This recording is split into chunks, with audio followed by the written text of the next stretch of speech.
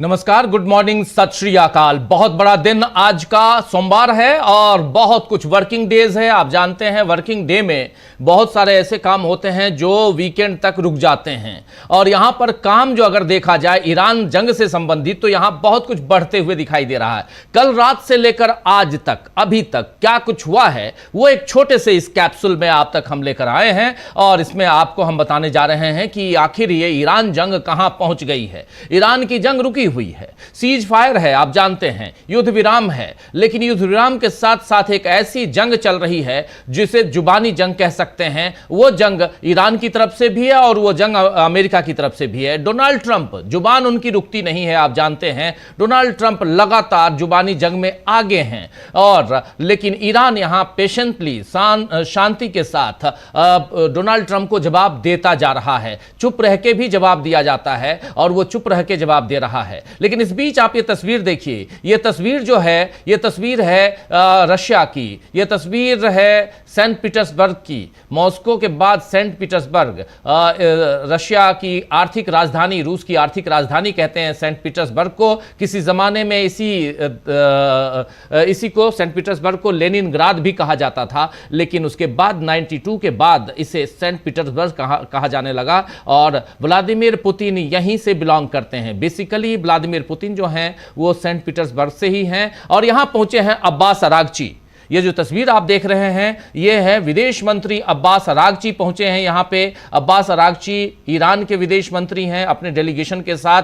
Abbas Araghchi निकले थे और पहुंचे वहां इस्लामाबाद में उन्होंने द्विपक्षीय बातचीत की थी और वहां से अमेरिका से विटकॉफ और कुशनर आने वाले थे, लेकिन यहां पर 1-to-1 बातचीत से इतर इन दोनों के बीच बातचीत होती है, यानी इस्लामाबाद और तेहरान के बीच बातचीत होती है। अब्बास अरागची वहां से वापस लौटते हैं, चले जाते हैं ओमान की राजधानी मस्कट पहुंचते हैं माफी चाहूंगा मस्कट पहुंचते हैं। मस्कट से फिर वहां पर वो बातचीत करते हैं, द्विपक्षीय बातचीत होती है और उसके बाद वो एक हॉल्ट लेने के लिए, एक छोटा सा विश्राम के लिए वो आते हैं फिर से इस्लामाबाद और इस्लामाबाद से वो सेंट पीटर्सबर्ग पहुंचते हैं। तो ये इनका रूट और यहां से फिर वो वापस जाएंगे तेहरान। लेकिन यहां इस्लामाबाद पहुंचने के बाद जो फर्स्ट राउंड इस्लामाबाद आए और वापस चले गए अब्बास अरागची, तो इससे बहुत नाराज हुए डोनाल्ड ट्रंप और डोनाल्ड ट्रंप ने कह दिया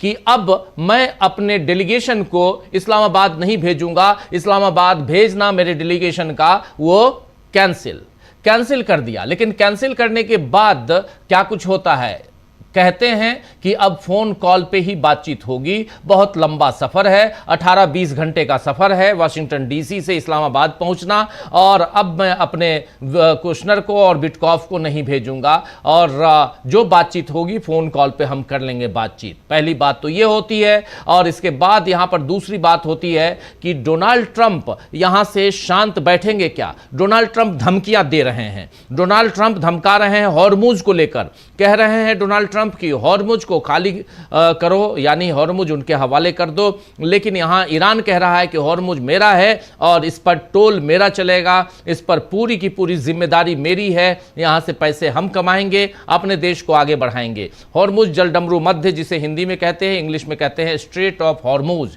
एक छोटा सा संकड़ा सा रास्ता समुद्र से, यानी उधर फारस की खाड़ी से ओमान सागर की तरफ और वहां से अरब सागर की तरफ। तो यहां पर जो तस्वीरें बन रही हैं उन तस्वीरों में कल रात से लेकर आज तक की तस्वीरों में एक सबसे बड़ी बात कि अब ये बातचीत खटाई में चली गई है, अब ये बातचीत नहीं होने वाली है। ये यहां पर पहली बात यहां पर नजर आ रही है। दूसरी बात यहां जो इंपॉर्टेंट नजर आ रही है वो बात है उधर से, यानी ईरान की तरफ से। और ईरान जो है वो घूम कर, और जिस विमान से ईरान के विदेश मंत्री आए हैं ये वही विमान है मिनाब 168।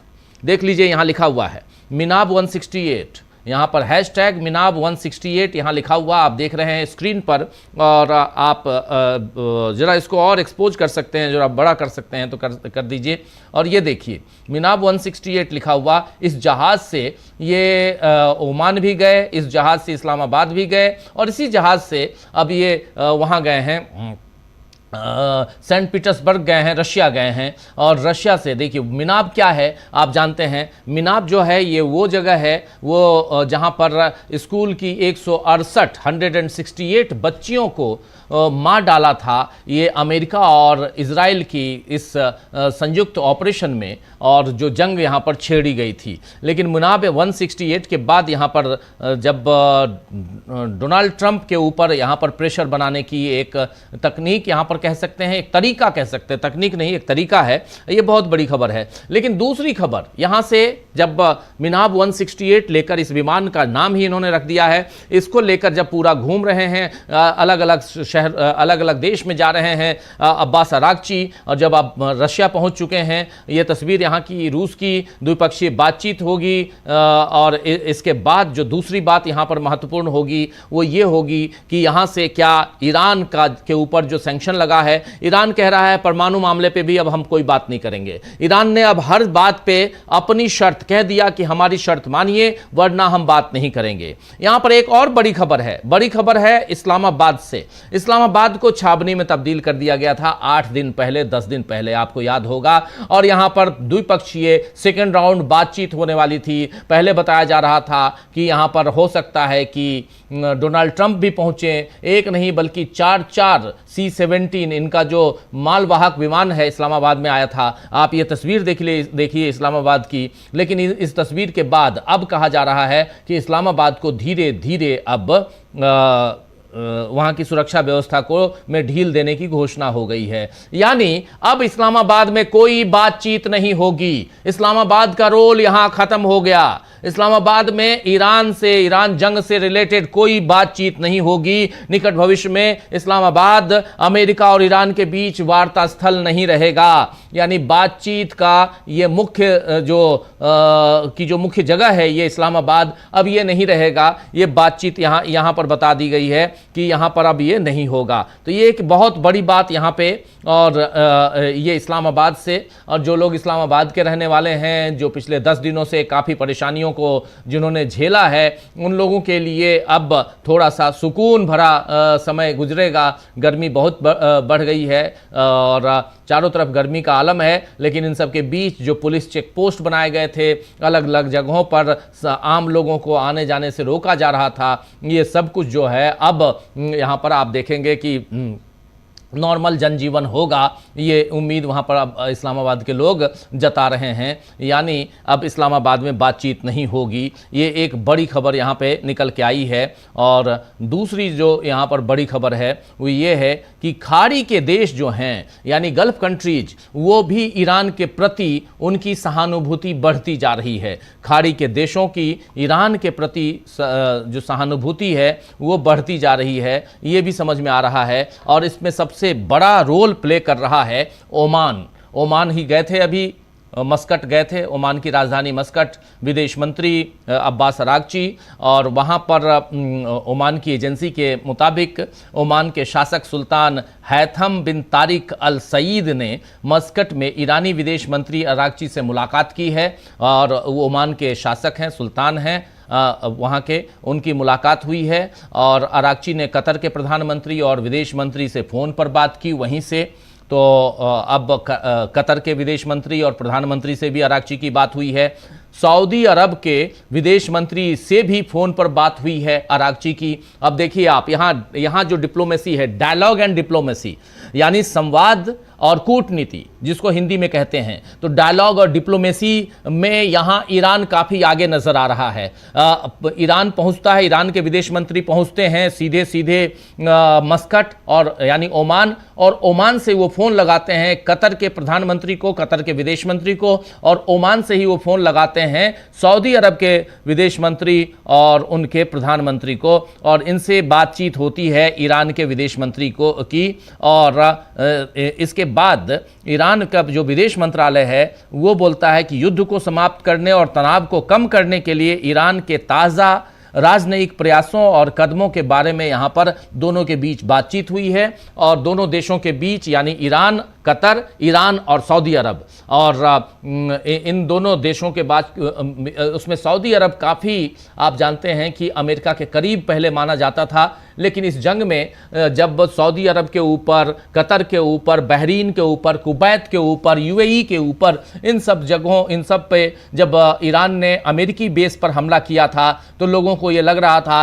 कि ये देश सीधे सीधे इस जंग में इन्वॉल्व हो जाएंगे, लेकिन इन देशों ने जंग को, यहाँ पर जंग की आहट इन देशों से सुनाई नहीं पड़ी। ये देश जो हैं चुपचाप शांतिपूर्ण वहाँ पर जमे रहे, टिके रहे, और वो अमेरिका के हवाले जो उनका सैन्य अड्डा था, उन सैन्य अड्डों के इर्द गिर्द जो बम्बार्डिंग होती थी उससे इनका कोई लेना देना नहीं था। ये यहाँ पर वहाँ की सरकारें कह रही थी, और इसीलिए अब इनके बीच एक गर्मजोशी का आलम दिखाई दे रहा है। ये महत्वपूर्ण हो जाता है कि अगर आप दो देशों के बीच तीसरे देश के कारण अगर जंग के हालात उत्पन्न होते हैं तो वहाँ पर कहीं ना कहीं आप यहाँ से बाहर निकलने की कोशिश कीजिए। तो यहाँ इस जंग में, इस जगह पर एक बहुत महत्वपूर्ण बात जो यहाँ पे आती है वो यही आती है कि क्या यहाँ से ईरान अब एक डायलॉग एंड डिप्लोमेसी वाली जो यहाँ राजनीतिक कूटनीति वाली जो बातचीत में आगे बढ़ने की कोशिश कर रहा है, वहां अब डोनाल्ड ट्रंप पिछड़ गए हैं। यहां से एक तस्वीर और नजर आती है कल रात से लेकर अभी तक, जिसमें डोनाल्ड ट्रंप ने साफ साफ कहा है कि अब हम टेलीफोन पे बात करेंगे, हम नहीं जाएंगे। लेकिन वहां पर डोनाल्ड ट्रंप बहुत दबे हुए नजर आते हैं। डोनाल्ड ट्रंप वहां पर आगे बढ़ते हुए, जो पहले उनकी हेकड़ी थी वो हेकड़ी डोनाल्ड ट्रंप की नजर नहीं आती है। तो तस्वीर थोड़ी सी एक अलग दिशा में यहां पर जाती हुई नजर आती है। और यहां सबसे बड़ी बात कि अब्बास अरागची इस पूरे रोल को, जो मीडिएशन वाला जो रोल जो पाकिस्तान अपना रहा था, उस रोल में अब्बास अरागची ईरान की तरफ से लीड करते हुए दिखाई देते हैं। और यहां पर एक और बात महत्वपूर्ण हो जाती है, वो ये रही है कि यहां अब्बास अरागची ने कहा है, उनका बयान आया है अब्बास अरागची का, और कह रहे हैं कि इस्लामाबाद की यात्रा बेहद सफल रही। हमने बीते घटनाक्रमों की समीक्षा की और इस बात पर चर्चा की कि बातचीत किस दिशा में और किन परिस्थितियों में जारी रह सकती है। रूस में हम युद्ध से संबंधित घटनाक्रमों और वर्तमान स्थिति के बारे में अपने रूसी मित्रों से परामर्श करेंगे। ये देखिए, जब यहां से लौट के जा रहे थे, यानी अभी जब इस्लामाबाद, मस्कट से अब्बास अरागची फिर इस्लामाबाद पहुंचे, एक छोटा सा हॉल्ट किया वहां पे, और वहां से फिर वो पहुंचे रूस। रूस की जो आर्थिक राजधानी है, रूस की राजधानी मॉस्को है, लेकिन उसकी आर्थिक राजधानी कहा जाता है सेंट पीटर्सबर्ग को, जिसका नाम पहले लेनिनग्राद था। सेंट पीटर्सबर्ग पहुंचे हैं अरागची, वहां बर्फबारी हो रही है, हल्की बर्फबारी हो रही है, मौसम खुशनुमा है वहां पे, और वहां पहुंचे अब्बास अरागची। लेकिन वहां जाने से पहले उन्होंने ये पैगाम सोशल मीडिया के जरिए देश दुनिया को दिया, और जिसमें उन्होंने साफ साफ कहा कि इस्लामाबाद की यात्रा बेहद सफल रही। हमने बीते घटनाक्रमों की समीक्षा की और इस बात पर चर्चा की कि बातचीत किस दिशा में और किन परिस्थितियों में जारी रह सकती है। रूस में हम युद्ध से संबंधित घटनाक्रमों और वर्तमान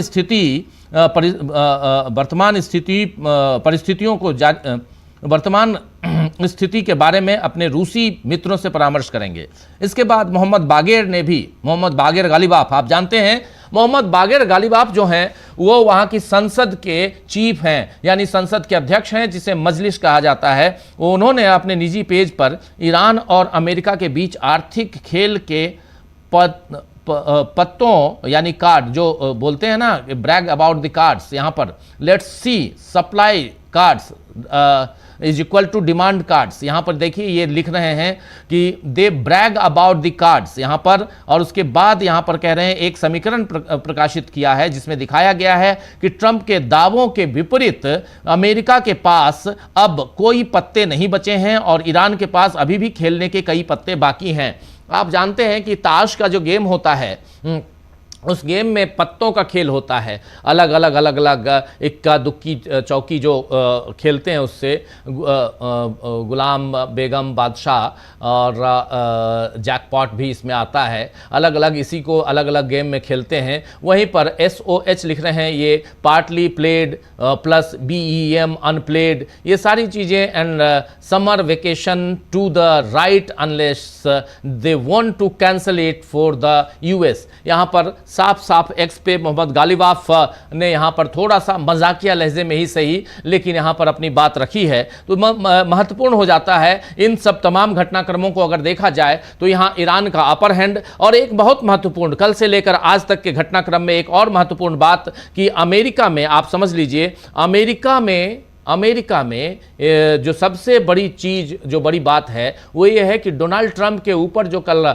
हमला हुआ, वो हमला क्या सचमुच डोनाल्ड ट्रंप के ऊपर ही होने वाला था या उसके लिए कोई पहले से वहाँ इस ढंग से कुछ क्रिएट किया गया, ये भी एक बड़ा सवाल आता है। अमेरिका में डोनाल्ड ट्रंप वाशिंगटन डीसी के हिल्टन होटल में कॉरेस्पोंडेंट्स जो पत्रकार हैं उनके लिए जो सालाना जो वहाँ पर पार्टी होती है, डिनर पार्टी, उस पार्टी में गोली चलाने की जो घटना घटी, उसके बाद से पूरी दुनिया में इस बारे में चर्चा हो रही है कि क्या ये पहले से तय था, स्क्रिप्टेड था या कुछ और है, ये सारी चीज़ें, और यहाँ किस ढंग से यहां बचाया गया। दो फुटेज आपको दिखाना चाहता हूं, एक जेडी वेंस को कैसे यहां से निकाला गया और दूसरा फुटेज जो है पहले जेडी वेंस को हटाया गया और उसके बाद यहां से ये देखिए जेडी वेंस बैठे हुए थे, इनको यहां से निकाल के ले जाया गया, और दूसरा जो है वो डोनाल्ड ट्रंप हैं और डोनाल्ड ट्रंप को इसके बाद यहां से निकाला जाता है। ये देखिए डोनाल्ड ट्रंप गिर गए,